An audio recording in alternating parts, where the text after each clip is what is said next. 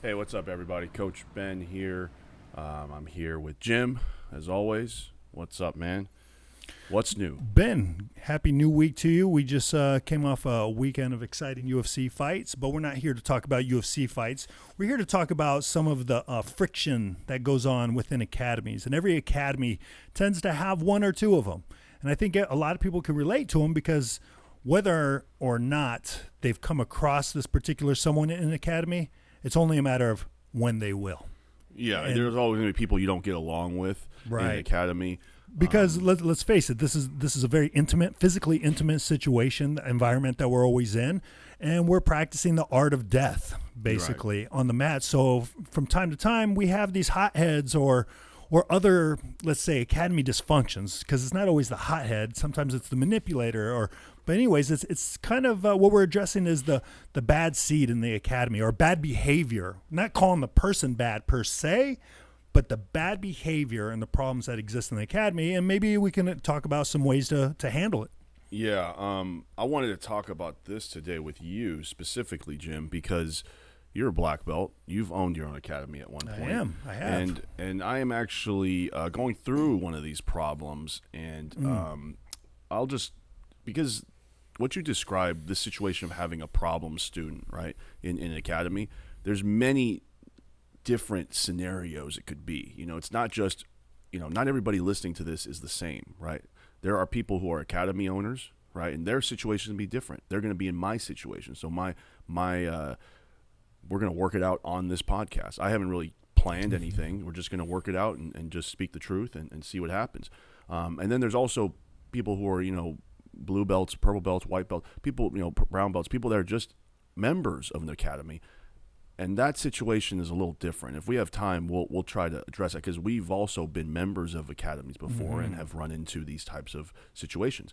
But I'll just explain a scenario that I've been somewhat dealing with for a while, and it's not a big deal. It's just it's a thing that happens from time to time. And I have a student who is a good student, somebody who is dedicated, shows up every day, is interested in the sport.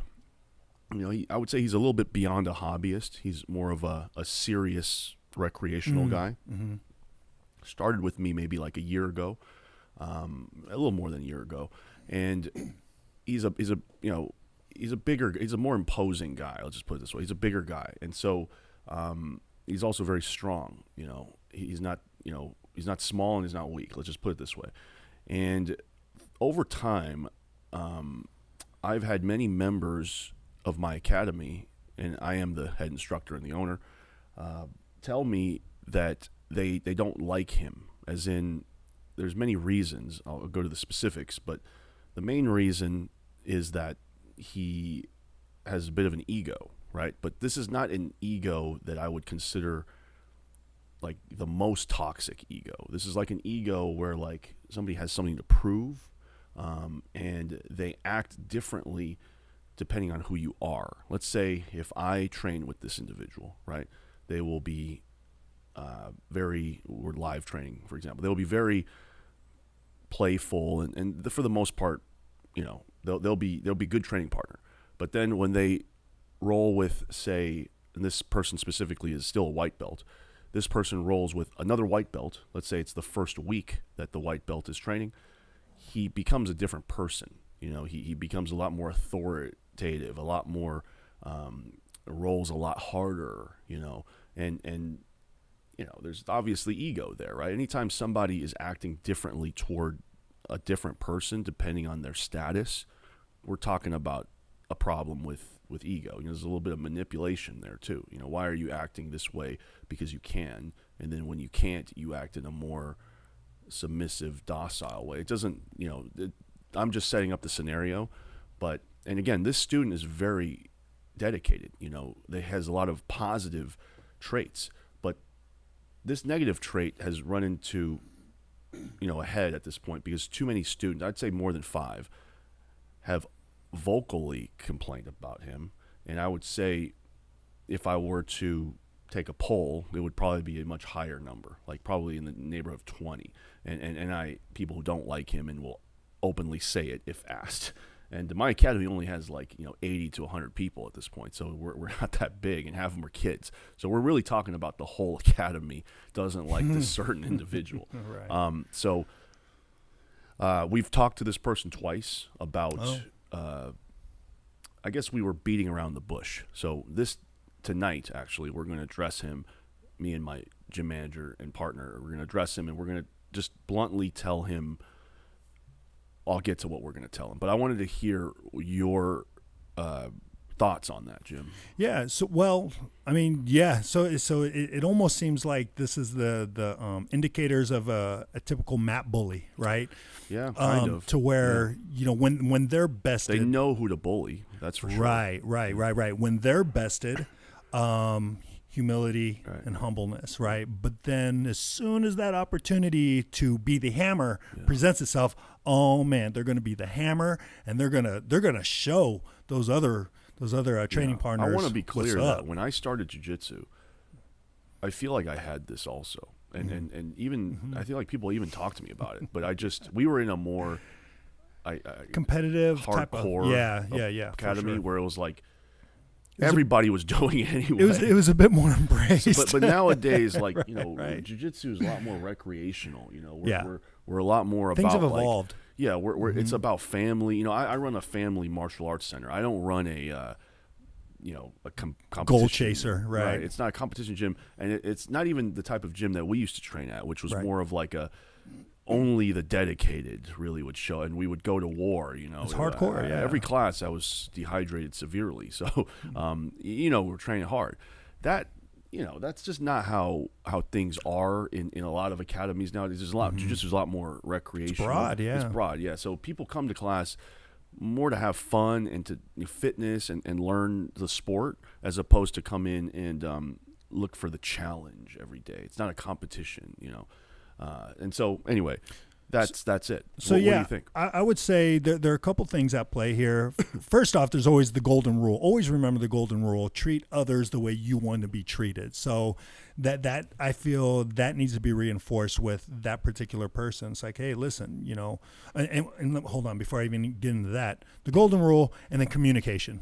Yes. So the fact that there's already been 2 talking tos, and maybe they were more subtle, I think, now's the perfect time to be a bit more direct, because now we're getting into the third talk. And usually the common knowledge is 3 strikes, you're out, right? Yeah. So I don't know if that's where the situation is. It is. It is where the situation is. But that needs to be one of the consequences that's presented to said troubled student, because maybe this blindsides him. Maybe he didn't take those subtle cues the first couple times, but because at the end of the day, listen, it's your business. This is a business, and the business can never be sacrificed for one client at the expense of the whole. So just off of pure dollars and cents and business, there's that. But even if you ran the business, if you ran the business as a business, the jiu-jitsu gym as a business, then you're 100% right. You have to, this one toxin could potentially cost you money in the long run, a lot more money than just him, but also from the culture side, your social equity, the environment. There's also, the environment also costs you money, right? Yeah. If he ruins the environment, people don't want to come to class. They start doing training in their own garage. Why do I need a gym membership? I just train with 3 of my friends because this toxic guy's at the academy. We have great sessions. Right. Or I went to my buddy's open mat, and everyone over their academy is really cool. And then your gym gets that stigma. Yeah. It gets that label. They have that guy. And I don't know about you, but I know I've heard that from other academies. It's like, oh, so-and-so, watch it. If you go to that academy, watch out for so-and-so because they hurt people. Yeah, I'm going to, again, go to a specific scenario. So last night, this student, there was a brand new white belt, smaller guy, much smaller than him, this problem student.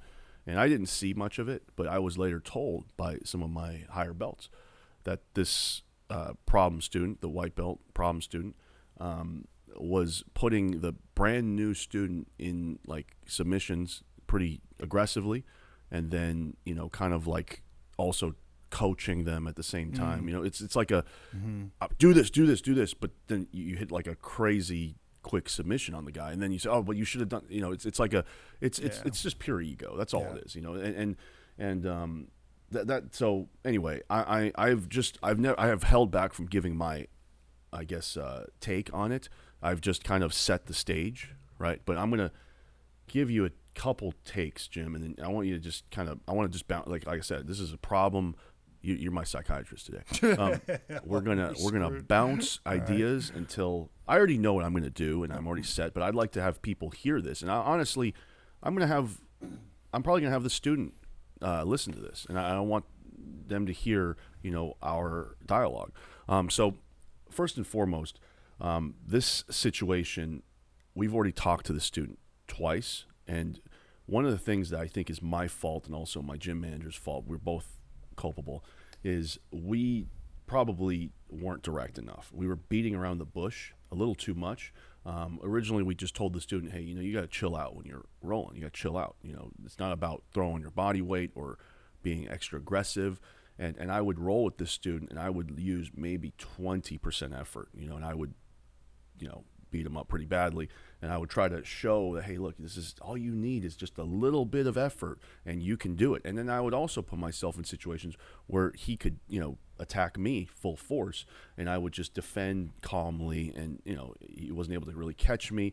And even if he did, if he did, I would just tap, and that would be the end of it. There's no, you don't need to, you got to control your body better, I think is the first thing. But I don't think that's the problem.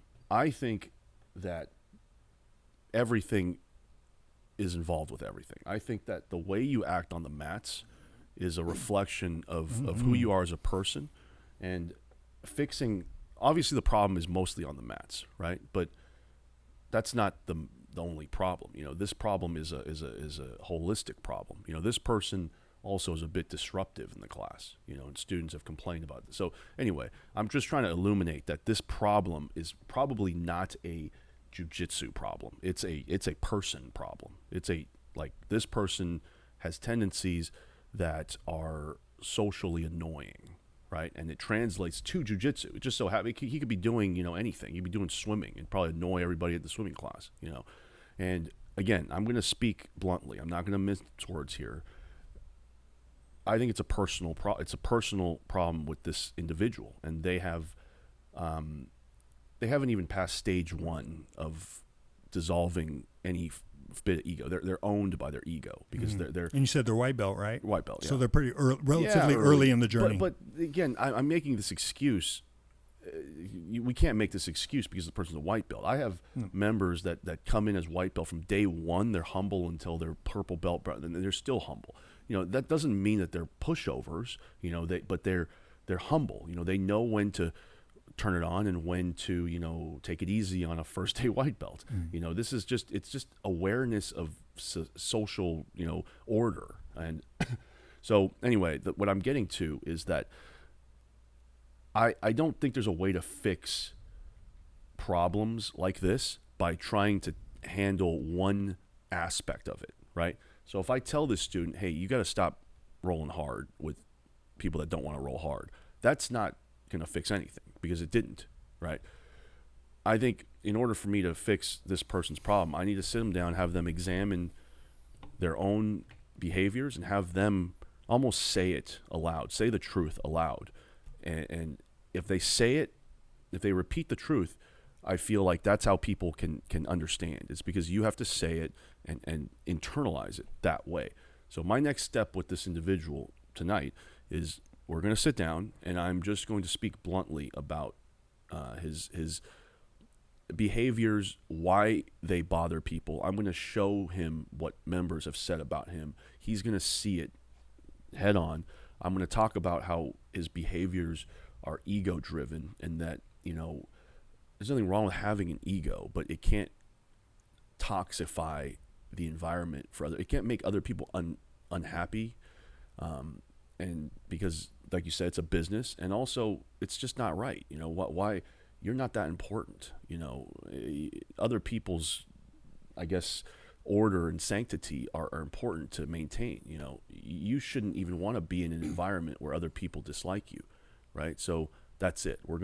That's the first part. I got more to say about that, but I'm just going to sit this individual down, and we're going to speak truth, There's going to be no mince. I don't care about your feelings. It's not about your feelings anymore, because obviously when we took that into consideration, it didn't resonate. Doesn't resonate. So what do you have to say about that, Jim? Anything? Yeah. So I mean, there's not too much to be said, because at the end of the day, it does have to, whatever's done needs to culminate into that 1-on-1 or 2-on-1, because your gym manager is going to be a part of it as well, assuming.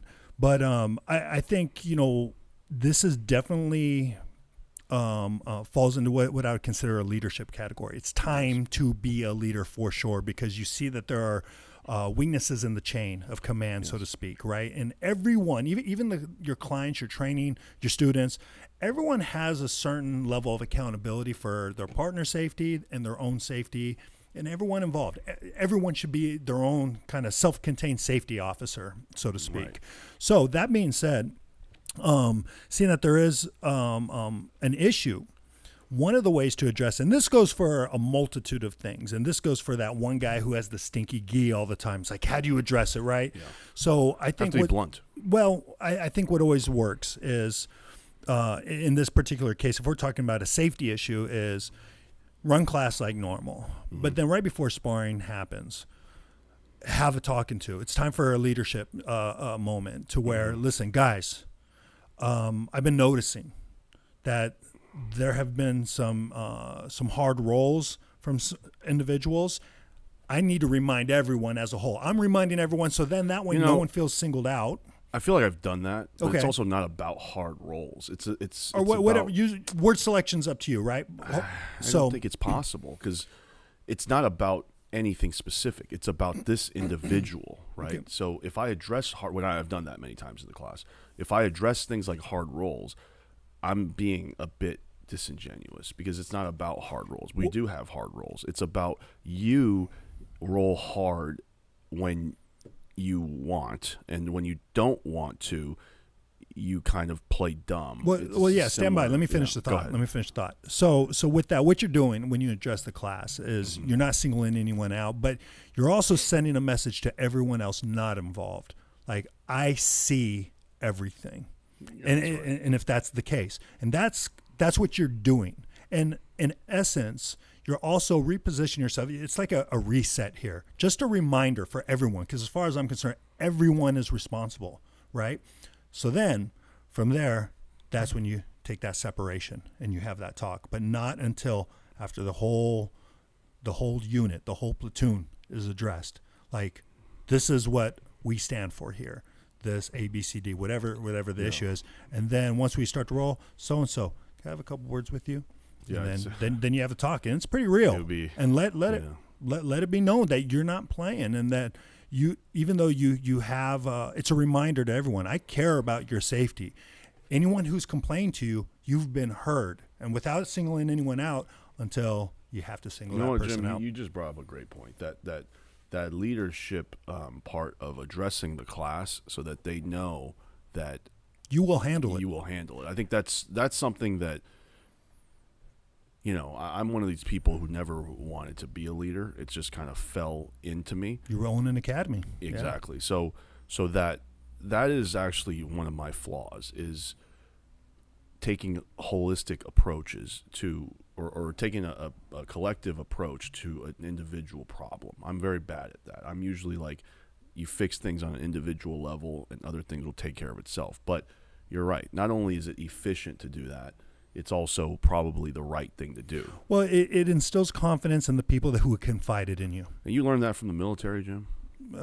Probably. Well, I'm sure elements. I mean, you definitely go, that experience changes you for sure. But this is the product. I never thought about that. This is the product of team. Right. I grew up in team sports, where we all rely on each other. A chain is only as strong as its weakest link.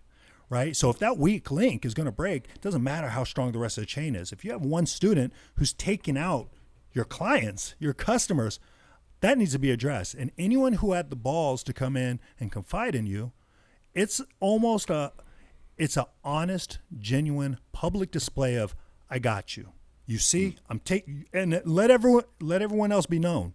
You can talk to me. Because if you claim to have an open door policy, then be open door and show by action that you're on it. and it will get taken care of. You remind everyone. I'm giving everyone a talking to. But then after I'm done with everyone, I need to talk to you for one. Yeah, you have a couple minutes, and then we go. Yeah, I think I totally understand what you're saying. That's a great point. I'm going to definitely and then mull that over. You instill in the troops that they have you, so everyone will be reminded that they are their own safety officer. If they see something that you don't see, like, hey, you know what? I'm going to try to fix it. If that doesn't work, I know Ben will take care of it. I got you. I think I wanted to address something there too, which I was going to say earlier, which is the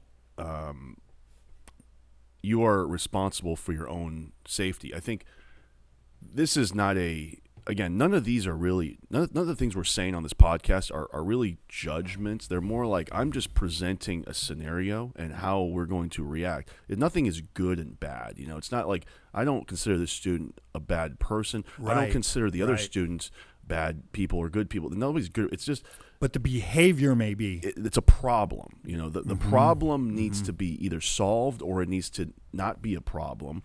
And that's the important part, right? So this next thing I'm going to say is actually about the people who are complaining about this student, okay? And I'm not saying that the students are responsible at all for this individual behaving this way, because you can't control what other people do, really, but you can control what you let other people get away with. What they're allowed to do. Yes.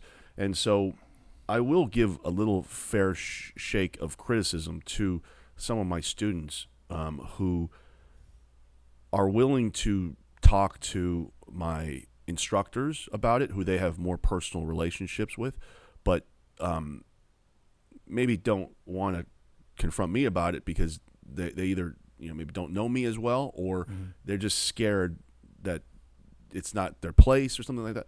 And I know someone listened to this. I just want to make it clear that it's always an open door policy, and it's always truth all the time. I don't care if you're coming to me to complain about me. I love it. I want to hear it, and I want to hear more of it. And as long as it's, it makes sense. You can't be complaining about, something that I'm not doing, or, it's something that doesn't make sense. But that's how deep I care about just like truth and order, Yeah. Like Well, those students shouldn't be scared to talk to me. Exactly. And so that comes into the why you may charge the rates that you charge, because the big part of a reason why someone goes to, let's say, your academy or an academy, as opposed, because let's face it, all you need is a soft padded place and a couple partners and a lot of YouTube videos to learn jiu-jitsu. But people go to an academy because they want to learn for real, and they want to learn in a safe environment. Yeah. They always need to feel safe. Whether you guys go after it, and man, we're chasing medals this season, but you still have to feel safe to get after it.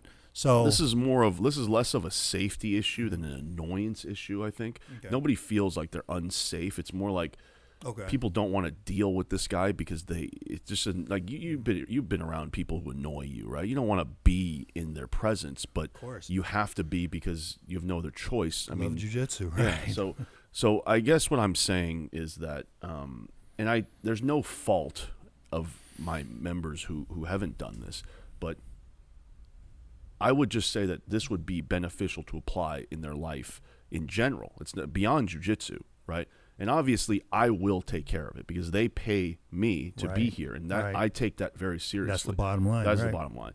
But I take responsibility a lot harder than that. So let's just say I was the student here, and there was another student that wasn't good for the place and annoyed me and stuff. I wouldn't let that person get away with what they're getting away with, because I would just tell them, like, straight up. I would just say, hey, man, whatever their name is, I would say, hey, man, this is not, like, don't do that, right?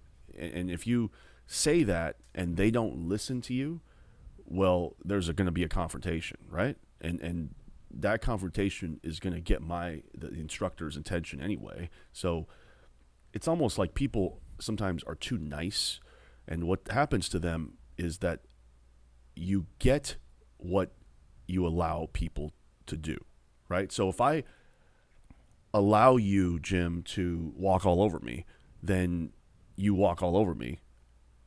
Like, I'm a bit responsible there too, right? I can't, obviously there's different elements at play here. They are paying members, and they pay me to deal with this, and I will deal with it 100%. But just for all aspects of their own life, if they ask me for what I would do in their situation, well, I wouldn't really need the instructor, because I would just tell this member straight up, like, hey, man, first of all, I'm not training with you because you leave your feet and you're like 230 pounds and jumping and shit, and I don't want to get injured. That's one, right? Two, you did this to a person who was on their first day, right? Imagine if I did that to you on your first day. How would you feel about it? I would tell this person and make them speak the truth back to me. And maybe it's not my place. Maybe it's not. But you know what? If I'm going to complain about it, then I'm going to take action. Because otherwise, I'm almost creating more problems, because I'm complaining about something, and then the action has to be done by somebody else, right? I'm not saying this situation that fits, right? But in life, so many people, that plays out that way. I don't like this person, but do anything about it. Mm-hmm. Do something about it. Right.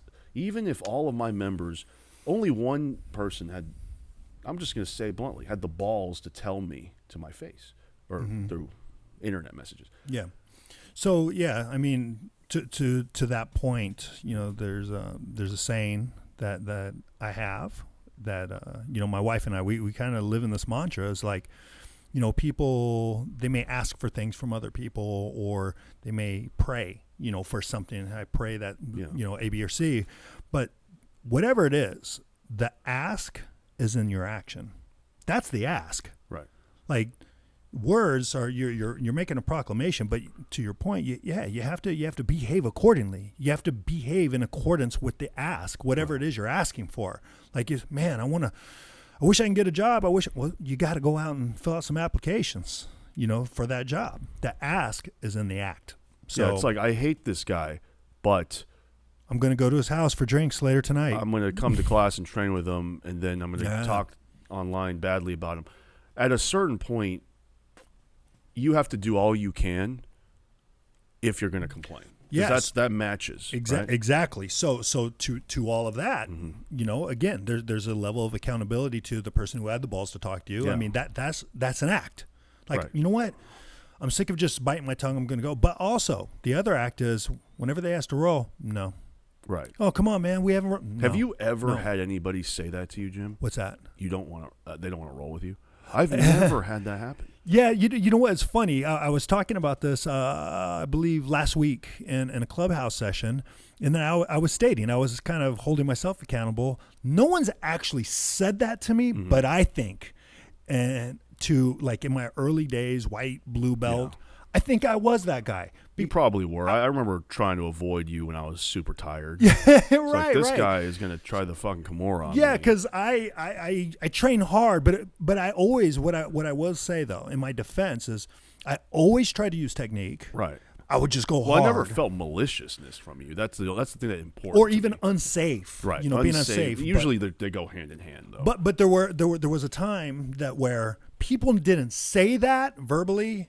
But there were a few times I'm sitting by myself, I no have one to roll students with. like this where they're incredibly strong, they're incredibly tough, and I would see, as soon as the bell rings, everybody would disperse from this individual, right. And I would point to him and say, "Hey, you see what's happening here?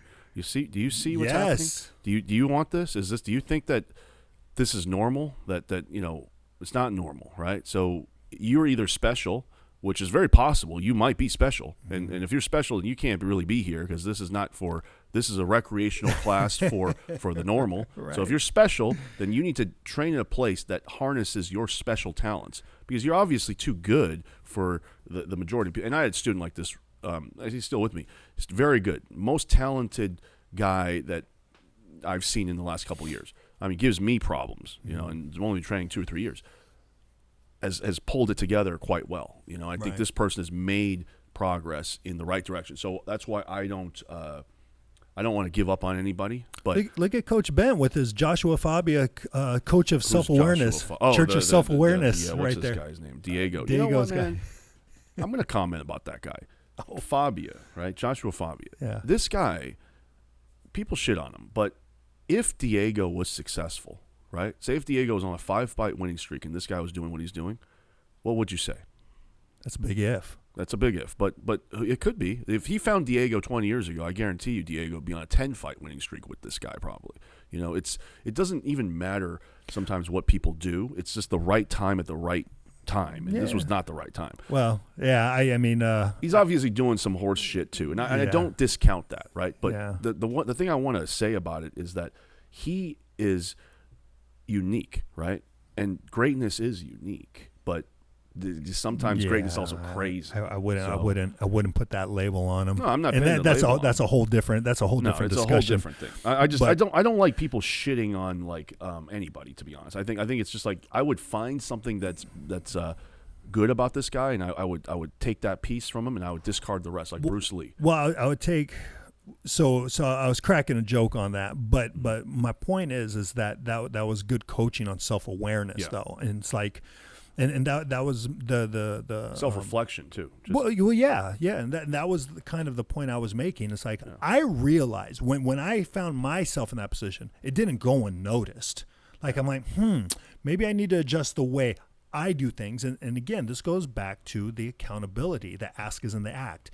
They asked you, or they informed you about this person, but for them, if they want to truly be accountable, don't roll with that person. Don't if it comes don't to even acknowledge this person. Make them feel uncomfortable. Exactly. And then if it comes to, well, why not? Well, there's your opportunity.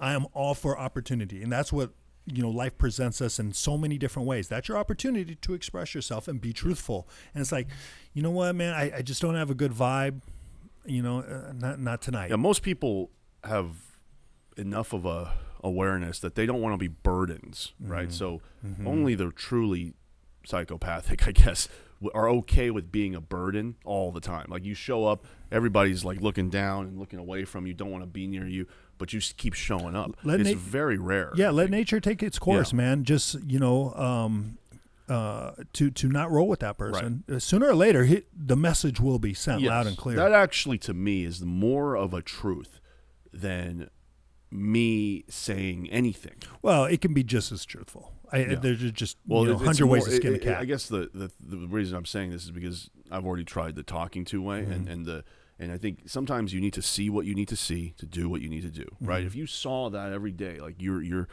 either going to quit or you're going to adjust. Right? That's how it's going to be. And let's get to the last point here, Jim. And this is just again how I think about it. And hopefully I'm wrong, but I've not been wrong on these types of things many times.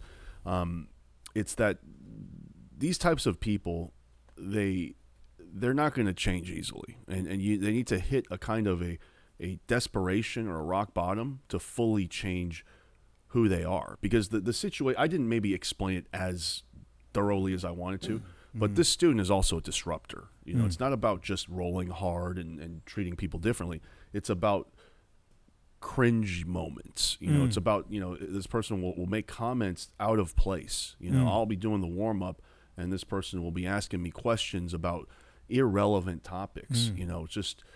It's almost like an ADHD with like self-importance combined. And it's weird, and there's nothing wrong with that. It's not good or bad, but it is a problem. It's disruptive. And that becomes, I guess, if you have to label it bad, it becomes bad for me, but for the academy and for the students, it makes them uncomfortable.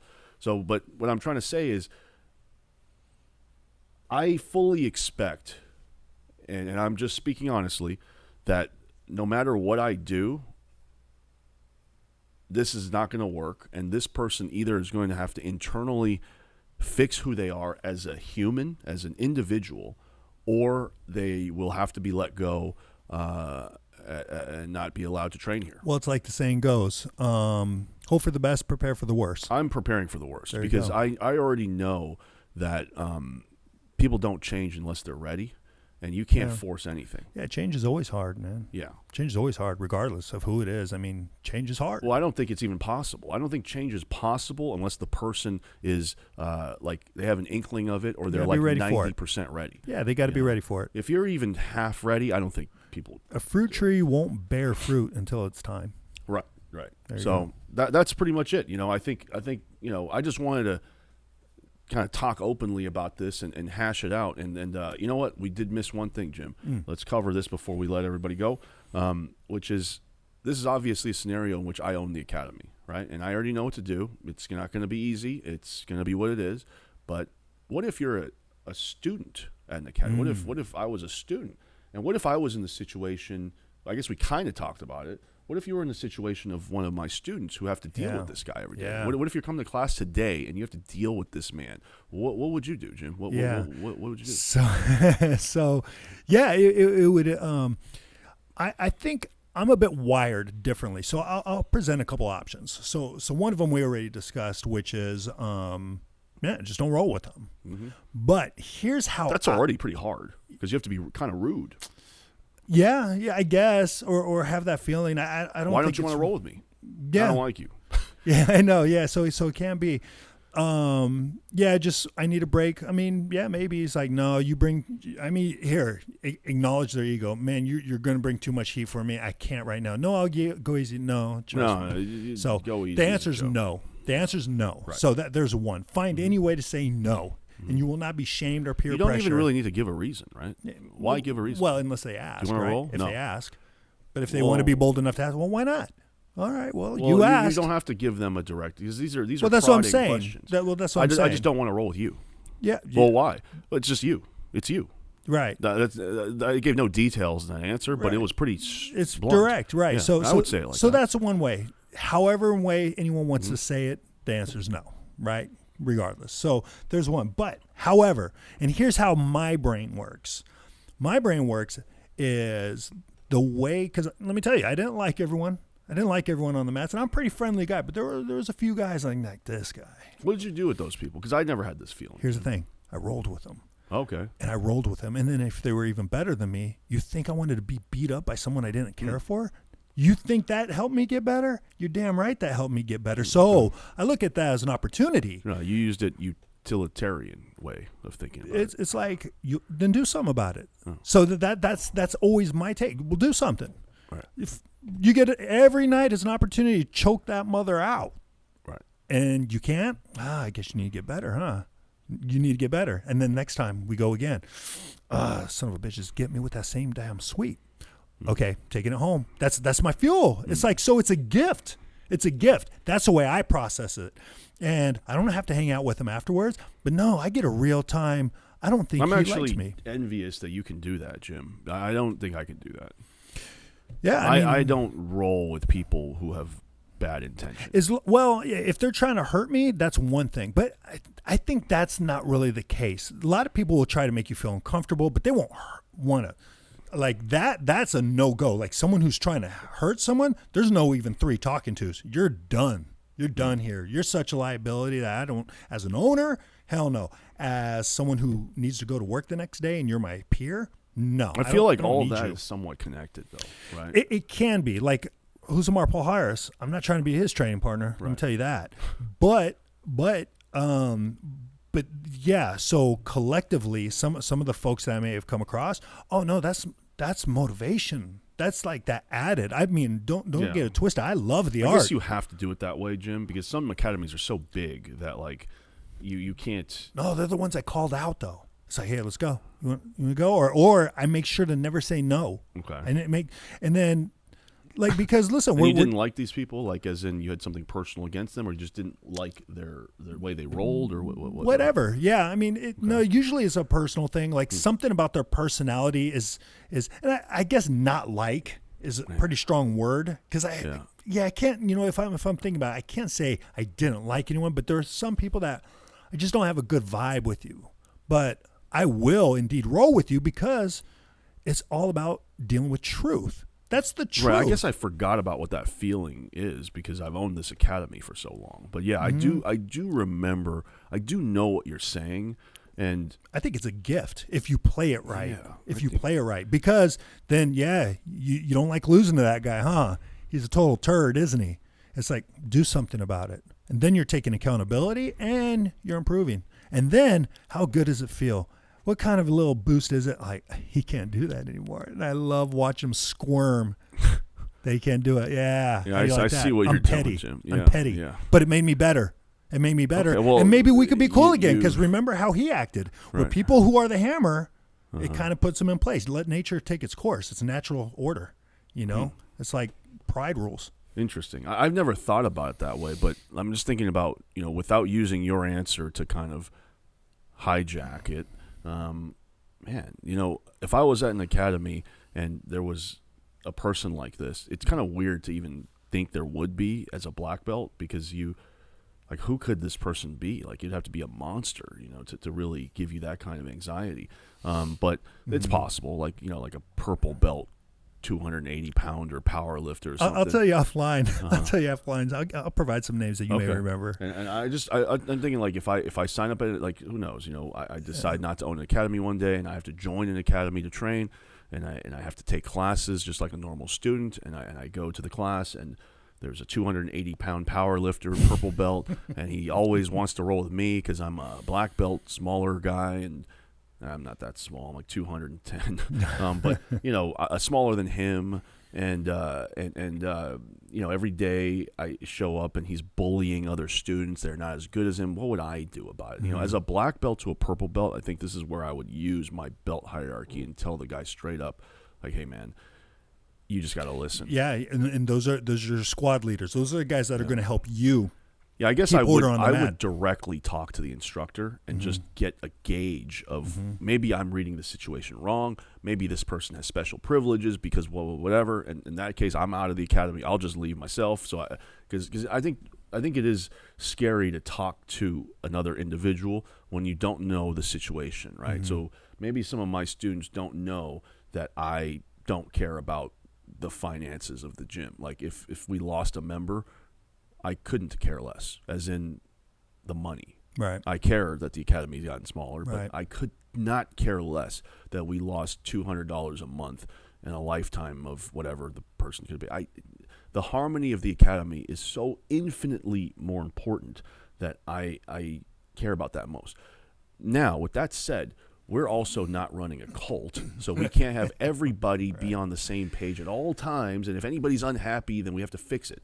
These things, I think a lot of people, they live in society, they work in corporations, everything's like harmony, or if it's not, you go to HR, that's just not how life works. I think it's like, you don't like somebody, tell them what's up and change them. If they don't want to change, you say, hey, look, you will stand on that side of the mat and I will stand on this side. Yeah, and you're dealing with truth. Exactly. And that person will come and complain to me. And then I'm going to be like, well, hold on a second. You're complaining about him, but 18 people are complaining about you. You're the problem. I think I would, that to me is a more efficient way of resolution. And so that's why in my situation, if I was to be put into an academy where this person existed, I would be very direct. I would just speak the truth, and it is what it is. I don't care who I offend. And in fact, it's good that I offend somebody because they will show me what they can handle. If the instructor is offended that you reprimanded one of the students, well, maybe that instructor needs to work on his ego. So maybe, or just run. Well, if they're the academy owner, depends and on instructor, who's right.